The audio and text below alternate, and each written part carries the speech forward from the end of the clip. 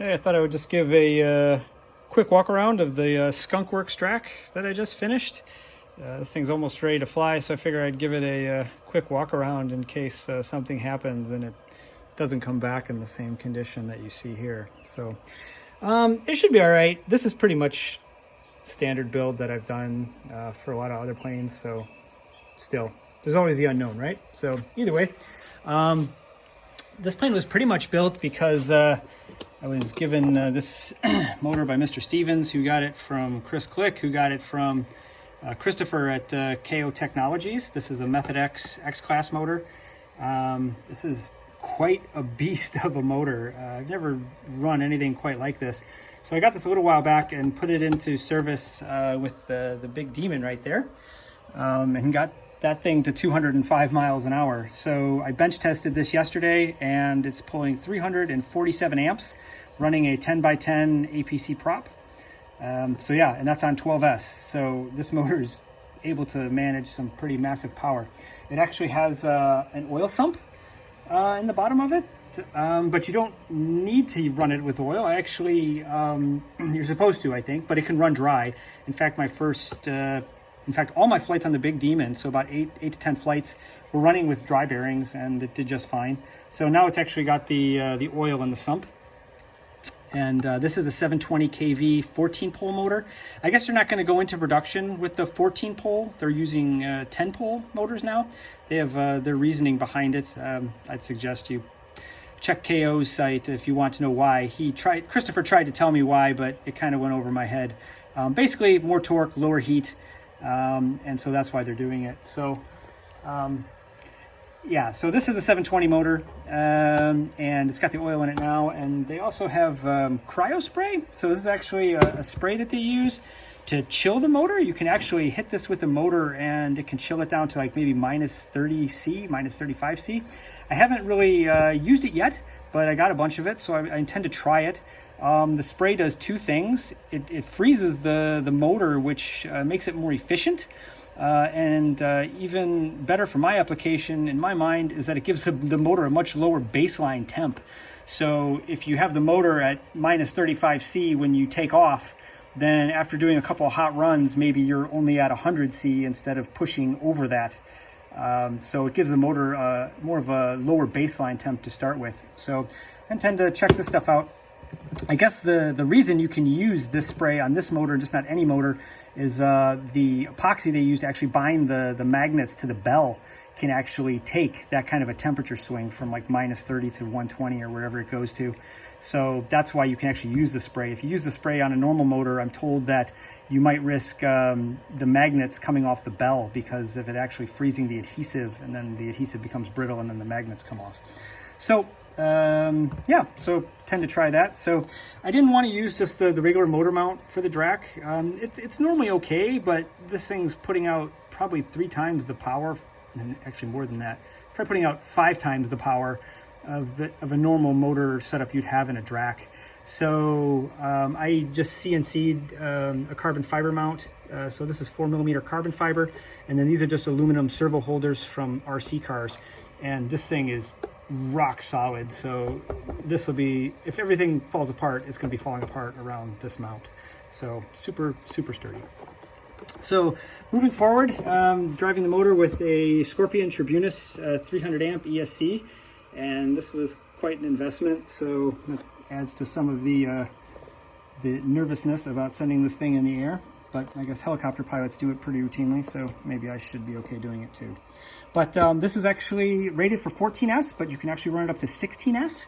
So potentially in the future, I might try that. We're going to see how the airframe handles the speed and torque roll, and if it can handle it okay, then most likely what I'll do is run the 420 kV version 10-pole motor, and we'll run it with like a bigger prop, and then we can run that on 12S, 14S, 16S, and see how it does. So future things. So battery power is coming from a pair of 6S 500 milliamp hour 120C Luminaire batteries. I found these batteries to be pretty stout. I run the 4S, these guys, I run these in a 12S configuration and the Big Demon. I also run these as a pair for 8S in the nuclear powered mini Drak there. And I found these work really well. So I find they can handle sag, and yeah, I can't ask for more. I mean, I've pulled 300 and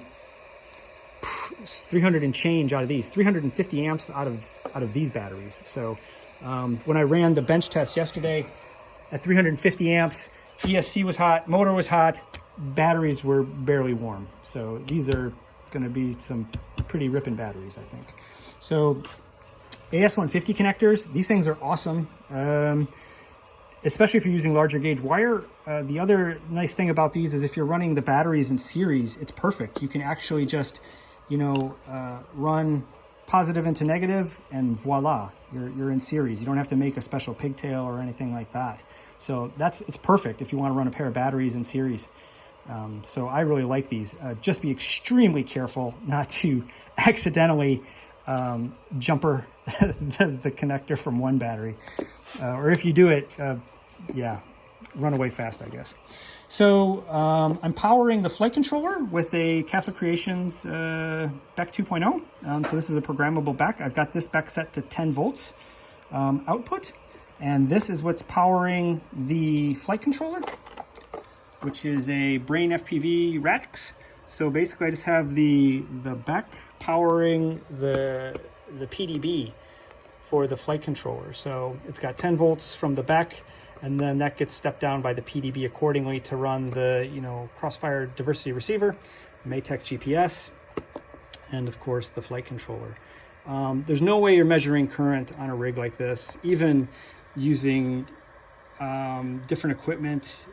You can get to maybe 250 amp current sense, but even that is going to be insufficient for this, which is normally running over 300 amp.